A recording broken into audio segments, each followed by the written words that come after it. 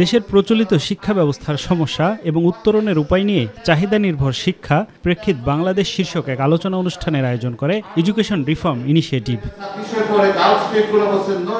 আলোচনা সভায় প্রধান অতিথি ছিলেন সাবেক শিক্ষা প্রতিমন্ত্রী ডক্টর এহসানুল হক মিলন। এ সময় ভবিষ্যতে মেধাবী ছাত্রদের নিয়ে তার পরিকল্পনার কথা তুলে ধরেন। ভবিষ্যৎ প্রজন্মের নাগরিকদেরকে সুশিক্ষিত জাতি গঠনে সহায়তা করার জন্য একটি ট্যালেন্ট পুল গঠন করা হবে।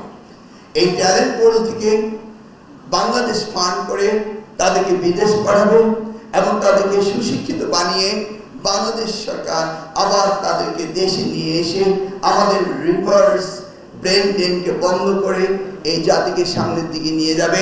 অনুষ্ঠানে প্রধান অতিথি হিসেবে উপস্থিত ছিলেন বিশ্ববিদ্যালয় মঞ্জুরি কমিশনের চেয়ারম্যান অধ্যাপক ডক্টর এস.এম. ফাইয়েজ।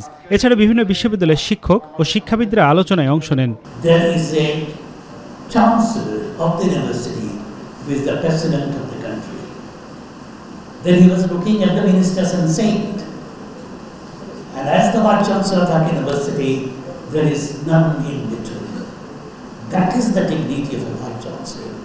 যেটা আজকের যেটা ঠিক সেটা যদি আমরা অ্যাচিভ করি তাহলে পরে আমাদের ছাত্রের জন্য ধর্ম দিতে হবে।